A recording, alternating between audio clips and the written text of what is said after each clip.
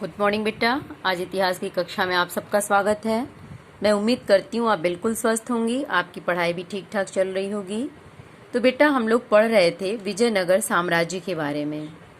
देखिए मैं आपको बहुत थोड़ा पढ़ाती जाती हूँ, जिससे आप अपना काम भी कंप्लीट करते रहिए और आपकी तैयारी भी होती रहे। थोड़ी थोड़ी तैयारी ही आपके लिए बहुत महत्वपूर्ण बाद में साबित होगी, तो आप इसको सीरियसली अपना तैयारी करते रहिए।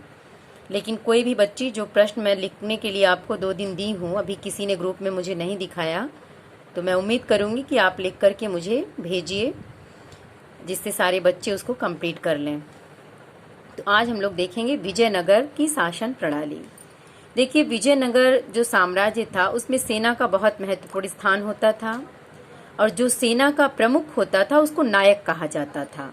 सेना के प्रमुख को क्या कहा जाता था? नायक कहा जाता था।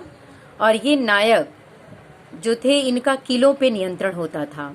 जो ये नायक कहलाते थे, सेना के प्रमुख, इन लोगों का किलों पे पूरा नियंत्रण रहता था, और इनके पास सशस्त्र जो लोग होते थे उनका भी समर्थन होता था।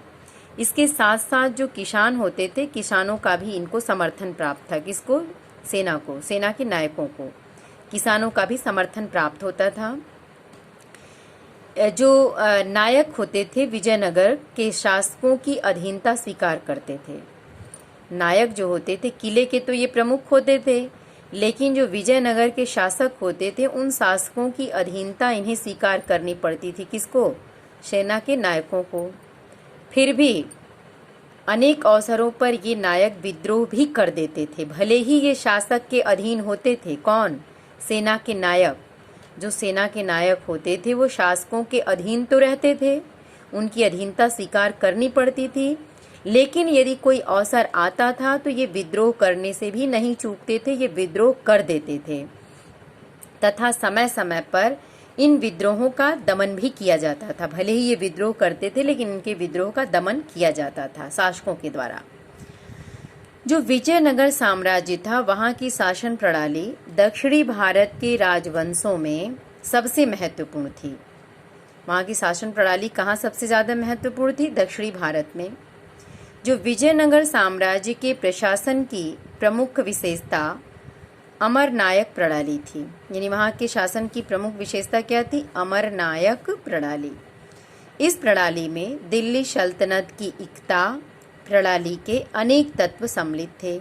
जो अमरनायक प्रणाली थी, इस अमरनायक प्रणाली में दिल्ली सल्तनत की एक एकता प्रणाली, दिल्ली सल्तनत की कौन सी प्रणाली थी? एकता प्रणाली।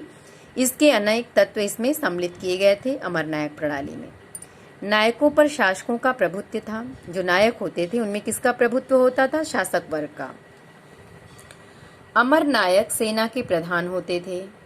जो अमरनायक होते थे वो सैनिकों के प्रधान होते थे, जिनको राय द्वारा शासन व सैन्य निर्वहन के लिए राज्य क्षेत्र प्रदान किए जाते थे।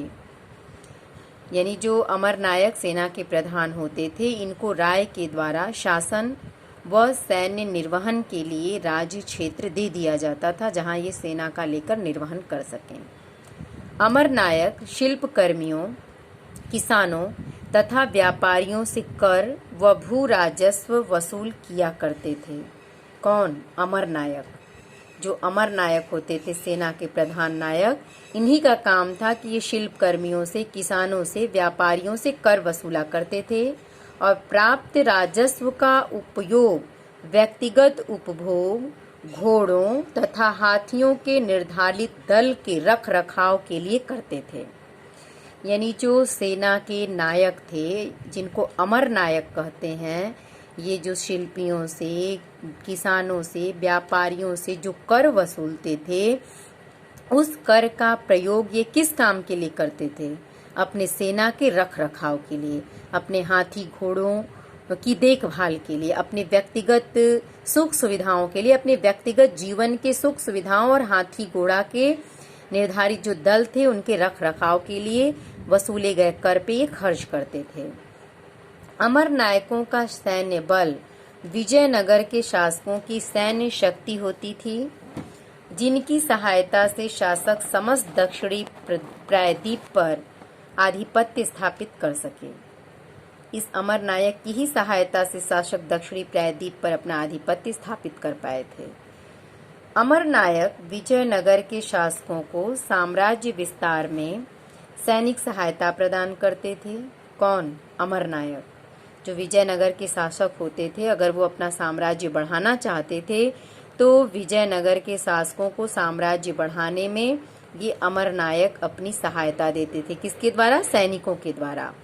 वर्ष में एक बार अमर नायक अपनी स्वामी भक्ति प्रकट करने के लिए स्वयं राज दरबार में उपहारों के साथ उपस्थित होते थे।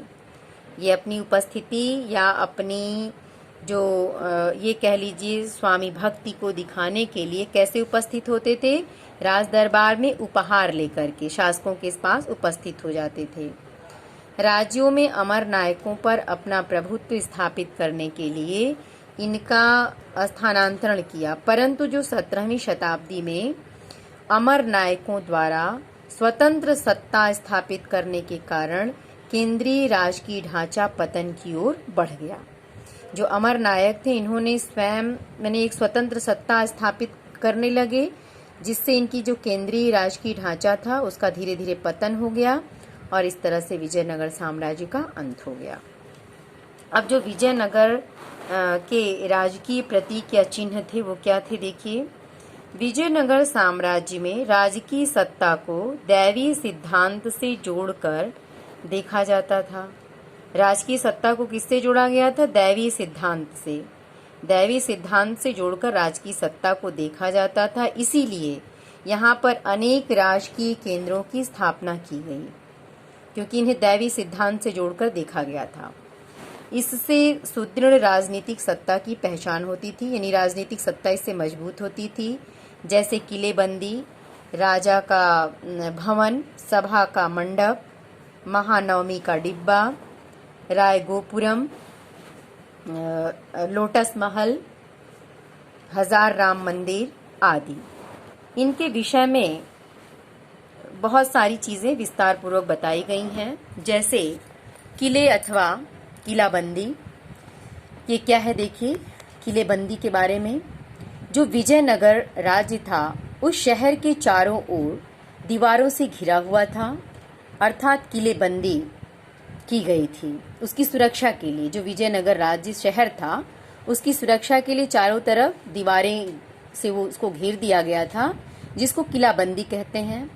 अब्दुल रज्जाक देवराय द्वितीय के काल में विजयनगर आया।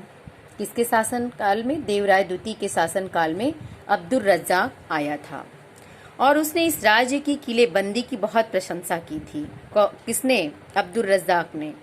अब्दुल रज्जाक किसके समय में आया?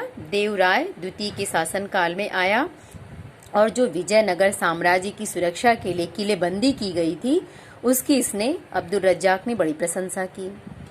वह दुर्गों की 7 पंक्तियों का उल्लेख करता है। किलेबंदी की सर्वाधिक महत्वपूर्ण बात यह थी कि इसमें खेतों को भी घेरा गया था। जो खेत थे उसको भी किले से घेर दिया गया था। अब इसके उद्देश्य क्या थे? देखिए, संपूर्ण कृषि व्यवस्था को सुरक्षित करने की दृष्टि से, युद्धकालीन परिस्थितियों में सेना की खाद्य आपूर्ति के लिए, यानी युद्ध आदि हो तो सेना को सुगमता से खाद्य सामग्री दी जा सके, इसलिए घेरा गया था। नगरीय केंद्रों में के आंतरिक भाग को आवरण प्रदान करने के लिए, शासकीय एवं महत्वपूर्ण इमारतों की सुरक्षा के लिए किलेबंदी की गई थी। ये 4 बिंदु हैं। डोमिगो पेस पुर्तगीज यात्री जो है, इसने इसी तरह की प्रशंसा दुर्ग के संदर्भ में की है। उसने प्रशंसा करते हुए कहा है कि किले का निर्माण पहाड़ियों को जोड़ते हुए सुंडाकार किया गया था। जो किलेबंद बस्ती हैं, किलेबंद बस्ती में जाने के लिए बने प्रवेश द्वार पर बनी मेहराब और साथ ही द्वार के ऊपर बना गुंबद तुर्की सुल्तान द्वारा स्थापित स्थापत्य के तत्व माने जाते थे। किसके द्वारा बनाए गए थे? ये गुंबद तुर्की सुल्तान के द्वारा। प्रवेश द्वार सड़कें तथा पहाड़ी घाटियों से लेकर शहर के अन्य भागों तक जाती थीं। जो प्रवेश द्वार होते थे, सड़कें तथा पहाड़ियाँ जो थीं वो घाटियों से लेकर शहर के अन्य भागों तक जाया करती थीं। प्रवेश द्वार से निकली सड़कें, जो सड़क थी वो दोनों ओर उसके बाजार लगते थे। प्रवेश द्वार से जो सड़कें निकलती थी उसके दोनों तरफ बाजार लगते थे। कला के इतिहासकार इस शैली को इंडो इस्लामिक के नाम से भी जानते हैं, यानी जो इतिहासकार थे इस शैली को क्या कहते थे? Indo Islamic. तो जो राजकीय भवन या केंद्र थे उसको हम लोग कल देखेंगे। Thank you.